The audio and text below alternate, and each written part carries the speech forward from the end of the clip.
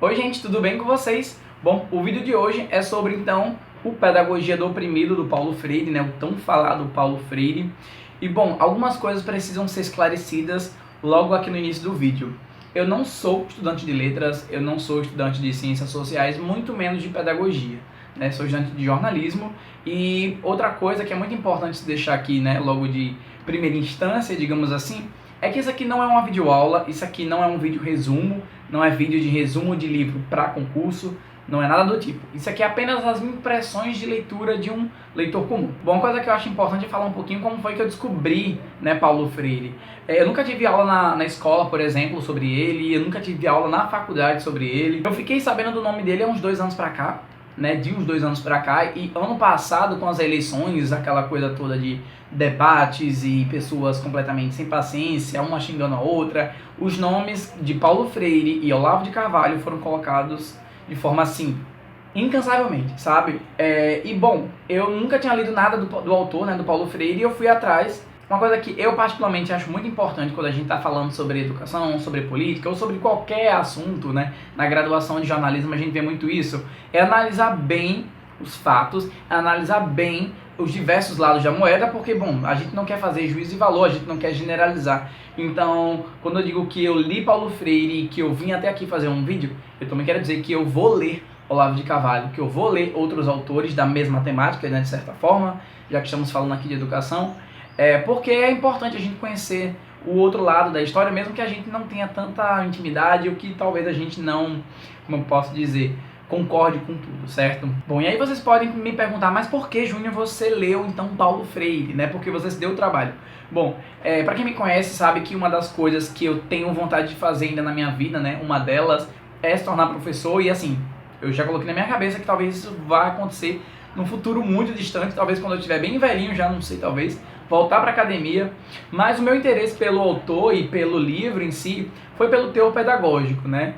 Algumas pessoas falaram que eu tenho um certo perfil para ser professor e eu, inclusive, fico muito feliz quando escuto isso porque é uma das profissões que eu acho, assim, incrível, eu admiro de verdade quem tá ali todos os dias. Bom, enfim, então Paulo Freire foi o nome mais cotado, né, digamos assim. Antes de falar um pouquinho sobre as minhas impressões do livro, né, que eu vou trazer pontos chaves que eu achei interessante, eu acho que, antes de mais nada, a gente precisa primeiro fazer uma rápida reflexão sobre palavras, né? Então, como às vezes a população brasileira, enfim, as pessoas no geral, tem certo medo de falar, né, de proferir certas palavras e às vezes o significado delas, né? Então, quando você vê o nome como Pedagogia do Oprimido, a primeira coisa que a gente pensa é em sistema, e mortes, e violência, e não, calma.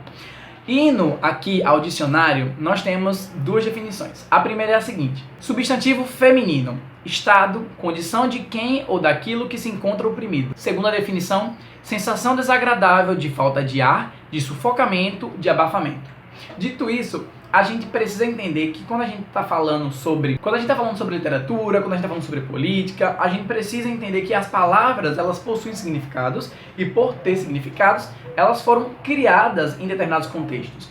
Então, quando a gente está falando de um significado X, esse significado pode ter sido remodelado com o tempo depois. E quando a gente vê um livro como esse aqui, a gente fica, né, talvez o primeiro pensamento seja, não vou ler um livro que fala sobre opressão, por que eu leria sobre isso? E assim, na minha visão, as pessoas meio que têm medo de dialogar, as pessoas elas têm medo de proferir, de falar o que elas estão sentindo, né? E isso meio que gera, na minha opinião, um ninho para discursos de ódio, porque a gente tende a negar coisas que a gente talvez não conheça, ou se a gente conhece, discorda. Mas até para você discordar, você tem que ter um certo conhecimento. E isso se faz através do diálogo. Esse livro aqui tem um texto inicial de um professor, na página 12, é bem no início mesmo, né? Porque, enfim, como eu estava vindo naquela ânsia de querer, enfim, ler um pouquinho mais sobre educação, sobre ensino, esse texto inicial ele é um prato cheio para quem está interessado na obra de Paulo Freire, né? Talvez seja este o sentido mais exato da alfabetização: aprender a escrever a sua vida como autor e como testemunha de sua história. Isto é, biografar-se, existenciar-se, historicizar-se. Por isto, a pedagogia de Paulo Freire, sendo um método de alfabetização, tem como ideia animadora toda a amplitude humana da educação como prática da liberdade. E que, em regime de dominação, só se pode produzir e desenvolver na dinâmica de uma pedagogia do oprimido, né? Esse livro aqui, aliás, esse texto foi escrito por esse professor chamado, eu até anotei aqui, Hernani Maria Fiore. Foi escrito esse texto em Santiago, no Chile, em dezembro de 67. Esse livro foi publicado em 1968. Bom, e agora falando sobre alguns pontos que eu particularmente achei muito interessantes, né? Uma coisa que fica claro quando você vai ler esse livro é que o Paulo Freire, ele dá um certo destaque para um ponto na sua obra, que é a ideia da importância da palavra falada, né? Então a gente pensar um pouquinho como é importante essa verbalização, né? Como é importante a gente manter o diálogo para que coisas não sejam feitas de qualquer forma, para que coisas não sejam tiradas de contexto. E assim, eu sou estudante de jornalismo, eu vejo muito isso. Quando a gente está analisando sobre estudos da mídia, como, enfim, determinados veículos se portam, a gente tem que ver os diálogos, a gente tem que ver o que é que eles estão falando, porque isso pode ser perigoso, né? Palavra é quando você escuta da sua mãe que, menina, a palavra tem poder, e ela tem poder, né? E a palavra falada, ela tem um poder, seja para o bem, seja para o mal. Paulo Freire não evidencia essa ideia da palavra falada, não de forma simples, não de forma resumida, mas é um falar criticamente, é um pensar criticamente. Quando a gente está falando de educação, não tem como você não falar em algum momento sobre pensamento crítico, né? Então você elevar a sua criticidade sobre tudo que você consome, seja na internet, seja na sua vida, né? Então o que você está consumindo agora, vendo esse vídeo, lendo um livro, assistindo um filme, então a gente precisa manter o pensamento crítico sempre, né, renovado, e na educação não é diferente. Eu vou ler para vocês aqui mais ou menos o que é que cada capítulo fala, né? O primeiro tá aqui, é justificativa da pedagogia do oprimido. Aqui no início do livro a gente vai ficar sabendo um pouco então qual é a intenção do autor inicialmente, né? Então ele vai falar sobre como é que se dá essa contradição de opressores e oprimidos, isso não apenas dentro da sala de aula, mas também fora, né? Porque é um livro, queira que não, político também, eu não vou ser hipócrita, que ele tem muito de questão política, que não me cabe falar porque, bom, eu não tenho tanto embasamento para isso, o canal não é para isso também, então caso eu fale alguma besteira aqui, pode deixar aqui nos comentários. Enfim, a segunda parte é chamada de a concepção bancária da educação como instrumento da opressão, seus pressupostos, sua crítica. Esse capítulo 2 para mim foi o mais interessante, porque é algo que fala assim diretamente com o que eu estava procurando, né? Quem me conhece sabe que eu sou um tanto quanto atrevido. Eu gosto muito de questionar quando eu acho que deve ser feito. Então, por exemplo, na escola eu já observava, e na faculdade isso fica bem evidenciado, né? Porque você passa por um processo de transição, né? Você está amadurecendo, onde eu reclamava que alguns professores, isso eu com 14, 15 anos, eu achava que alguns professores não estavam agindo de forma correta. Então eles não estavam dando o real valor para aquela aula. Óbvio que às vezes os alunos também não fazem por onde, né? Não estou colocando a culpa toda no professor. Mas o que Paulo Freire quer trazer aqui pra gente sobre essa educação bancária é porque ele metaforiza no sentido de que os professores e os alunos estariam numa relação de depósito. Então, o professor ele ia pegar o conhecimento e ia depositar no aluno, onde você só iria reter. E na escola, né, para não perder o raciocínio, e na época da escola eu já criticava alguns professores que eu julgava não estar fazendo isso, né, não estar abrindo esse espaço de diálogo para que a gente pudesse fazer perguntas, enfim, questionamentos que, enfim, acabavam surgindo, né. E isso na faculdade acontece muito, né? A gente sabe que em todos os cursos isso é possível. Então os professores eles não abrirem esse espaço, eles estarem ali de forma estática, né? O próprio Paulo Freire fala que quando a postura que o professor tem ela é estática, o conhecimento estagnou, né? E assim, é uma palavra bem forte, uma frase bem forte que eu julgo completamente correta. Ele vai dar os vários exemplos dentro da sala de aula, como os professores podem agir. E é uma coisa que fica evidente na sua escrita, pelo menos na minha visão, não foi um teor de imposição. Então, assim, isso tem que ser feito, né? E é uma sugestão. Inclusive, no final desse livro, ele fala meio que assim, deixando algumas considerações do, por exemplo, se tudo que eu falei aqui você discorda, fala comigo, ou vamos tentar pensar coletivamente para que haja um consenso, ou não, se você achar que você está certo na sua opinião, tudo bem, eu na minha, e a gente segue daqui. Tem um ponto nesse segundo capítulo, né, chamado Ninguém Educa Ninguém, Ninguém Educa a Si Mesmo, os homens se educam entre si, mediatizados pelo mundo. Então ele vai falar muito, ele dá exemplos da vida pessoal dele, quando ele estava no Chile, quando ele estava também aqui no Brasil mesmo, trabalhando com outros professores. Então como é que a gente pode trabalhar juntos para que essa comunidade, essa escola, esses alunos possam compreender melhor o conteúdo que está sendo dado, né? E assim, é por isso que o segundo capítulo me chamou muito a atenção, porque toca um pouquinho nesse meu coração, talvez, de futuro docente, né?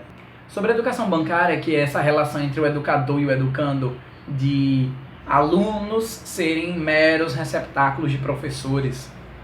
Ele diz o seguinte: narração de conteúdos que, por isto mesmo, tendem a petrificar-se ou a fazer-se algo quase morto, sejam valores ou dimensões concretas da realidade, narração ou dissertação que implicam um sujeito, o narrador, e os objetos, pacientes, ouvintes, os educandos. Há quase uma enfermidade da narração.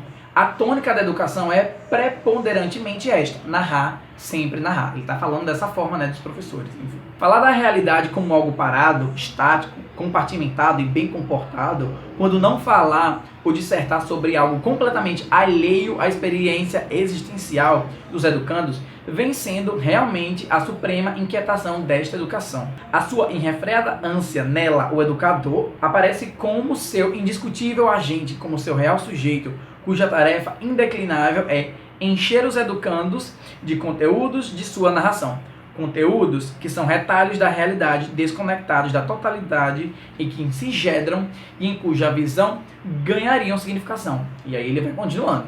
A palavra, nestas dissertações, se esvazia da dimensão concreta que devia ter, ou se transforma em palavra oca, em verbosidade alienada e alienante, daí que sejam mais som que significação, e assim melhor seria não dizê-la. Bom, é um trecho assim que ele é completamente na cara das pessoas. E eu vejo muito isso quando ele fala aqui da realidade distorcida, quando numa disciplina que eu paguei semestre passado, onde o professor da disciplina X, ele pediu material impresso, né? Então as pessoas tinham que ir até a Xerox tirar a sua cópia, e alguns alunos falaram que não tinham dinheiro para fazer isso. E aí ele falou assim: como assim vocês não têm dinheiro? É 10 centavos? Né? Na época era 10 centavos. E aí eles falaram: a gente não tem 10 centavos para pagar essa Xerox. E aí ele falou assim: não, mas como assim? A universidade já é pública, vocês não pagam nada ainda, estão reclamando? Então assim, isso me faz pensar como os educadores, na verdade, eles estão dentro daquele meio, mas ainda vivem em bolhas, não todos, óbvio, né? Então assim, é você não saber o lugar onde você trabalha. Eu acho isso muito preocupante. Página 82, essa aqui eu achei assim, um murro na cara de quem acredita em meritocracia, né? Que meritocracia, falando aqui de forma bem, né, lenta, basicamente é as pessoas que acreditam que qualquer pessoa pode chegar em qualquer lugar. Basta querer. E aí ele fala o seguinte: pelo contrário, refletindo na sociedade opressora, sendo dimensão da cultura do silêncio, a educação bancária mantém e estimula a contradição. Daí então que nela, e aí são várias, não vou dizer todas, mas, por exemplo, o educador é o que educa, os educandos, os que são educados. O educador é o que sabe, os educandos, os que não sabem. O educador é o que pensa, os educandos, os pensados. O educador é o que diz a palavra, os educandos, os que a escutam docilmente. O educador é o que disciplina, e os educandos, os disciplinados. E aí tem várias, né? Por exemplo, o educador identifica a autoridade do saber com sua autoridade funcional, que opõe antagonicamente a liberdade dos educandos. Estes devem adaptar-se às determinações daquele. E a última aqui: o educador finalmente é o sujeito do processo, os educandos, meros objetos. Eles seguem esmurrando os leitores, né, que enfim, compartilham desse sentimento. Talvez você aí mesmo já tenha pensado assim. Página 93. Disto, infelizmente, parece que nem sempre estão convencidos os que se inquietam pela causa da libertação. É que, envolvidos pelo clima gerador da concepção bancária e sofrendo sua influência, não chegam a perceber o seu significado ou a sua força desumanizadora. Então são as pessoas que às vezes a gente chama de tá em cima do muro, não se decide, quer se bancar um imparcial, porque às vezes essas pessoas, elas estão dentro desse sistema alienante e acabam não fazendo nada. E aí ele continua: paradoxalmente, então usam o mesmo instrumento alienador num esforço que pretendem libertar.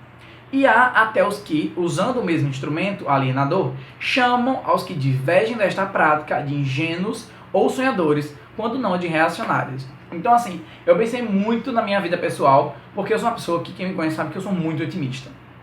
Às vezes, as pessoas acham que eu não sou nada realista. Mas é o seguinte, quando você quer que algo dê certo, você tem que acreditar, sabe? E eu particularmente sou assim, lógico, você tem que analisar todo um contexto e tudo mais. Mas falando da minha vida particularmente, eu sou privilegiado por ter condições de pagar o transporte, né, a locomoção até a universidade, pagar um almoço, um lanche, enfim. Sei que pessoas não têm. Então, quando eu reconheço que eu tenho esse privilégio, eu consigo entender que eu posso ter meios para chegar em tal fim. Só que às vezes o que eu escuto, você está idealizando demais, você não está com os pés no chão. E você acaba sendo julgado disso, né? Aqui ele fala de sonhador, idealista ou mesmo reacionário. Tem uma coisa que o autor, ele vai colocar aqui pra gente, ele vai assim sempre retomar esse ponto até o início do livro, que é a chamada prática libertadora. Eu acho que isso é uma das coisas que mais tem em videoaulas aqui no YouTube. Se vocês pesquisarem aqui no YouTube mesmo, vocês vão encontrar, os professores eles evidenciam muito, que assim, falando de uma forma resumida, é essa relação que poderia ser feita entre o professor e o aluno de forma mais intrínseca. Então não é apenas uma relação do professor e o aluno dentro da sala, é um acompanhamento do professor depois disso, né? Então isso só é possível com a troca do diálogo, né? Com a troca de informações. Então uma coisa que vem muito à nossa mente, se você prestar atenção, leitor, que é a ideia de, além de analisar o contexto que nós estamos inseridos, além de analisar você enquanto professor, o contexto que você está ensinando, que ali vão existir diversas realidades. Ali vai existir gente pobre, gente rica, gente branca, gente preta, enfim, hétero, cis, vai ter pessoas trans, enfim. Então você está lidando com o público. Quando você é professor, você vai estar lidando aí com todo tipo de público e que cada um funciona de uma forma diferente. E essa prática libertadora, ela vai recair exatamente nisso, porque é uma relação do indivíduo para com o indivíduo, e aquilo é retomado, né? Aliás, aquilo ali é abordado inicialmente no capítulo 2, quando fala da prática bancária, da educação bancária, né? Então, é um exercício que a gente precisa ficar sempre pensando, né? E ainda mais para quem é professor, talvez seja assim. Outra coisa que o Paulo Freire vai falar muito aqui nesse livro é sobre o poder da palavra falada, né? Então, de você oralizar o que você está sentindo, o que você precisa que as pessoas saibam, né? Susan Sontag, ela fala, isso eu vi no vídeo da Tati há um tempão, que é mais ou menos de que a gente só sabe o que a gente pensa quando a gente verbaliza, né? Então é tipo assim, sabe quando você está numa audiência com advogado e juiz e você fica nervoso? Porque talvez aquilo que você vá falar, você nunca colocou para fora. Então você não sabe muito bem como arquitetar. Então, às vezes até surge confusão aí, porque o advogado pode falar, tipo, então quer dizer que você disse isso? E às vezes nem era aquilo que você queria, entendeu? O que eu tô querendo dizer é que a gente precisa colocar para fora, verbalizar. E o poder da fala, quando a gente está estudando educação, é muito importante. Porque se você for fazer... porque assim, é muito fácil, né? É muito cômodo a gente falar das nossas casas, no nosso comodismo na capital, né? Agora, se você for analisar um interiorzinho, uma população ribeirinha, enfim, que seja. Se você for analisar um contexto mais... como eu posso dizer, socialmente menos favorecido, um contexto de gente pobre, não vai ser a mesma coisa, sabe? Então, assim, saber o que essas pessoas estão passando e lidar de forma diferente vai ser de extrema importância. Então, por exemplo, sei lá, vai que você é um professor, doutorado e X e Y, você é a Xuxa, e você está dando aula para alunos da Zona Sul da escola numa instituição particular. Se você for para o interior, não vai adiantar você chegar lá com todos os seus jargões, com todas as suas formas, suas referências de cânones da literatura, para pessoas que não sabem nada, sabe? Então, assim, primeiro de tudo, você precisa entender quem são aquelas pessoas. E para você, e é isso que Paulo Freire fala aqui, para você engendrar, para você criar um método de ensino, essas pessoas precisam ser ouvidas, elas precisam falar.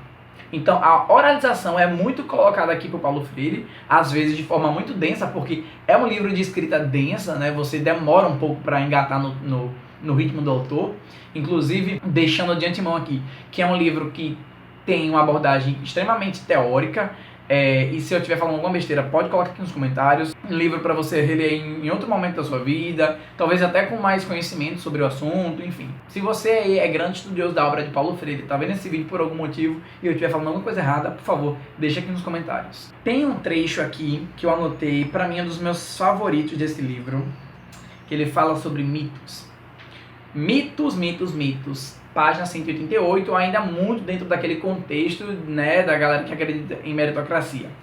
E ele fala na página 188. O mito, por exemplo, de que a ordem opressora é uma ordem de liberdade, de que todos são livres para trabalhar onde queiram, Se não lhe agrada o patrão, pode então deixá-lo e procurar outro emprego. O mito de que esta ordem, né, entre aspas, respeita os direitos da pessoa humana e que, portanto, é digna de todo apreço. O mito de que todos, bastando não ser preguiçosos, podem chegar a ser empresários. Mais ainda, o mito de que o homem que vende pelas ruas gritando doce de banana e goiaba é um empresário tal qual o dono de uma grande fábrica.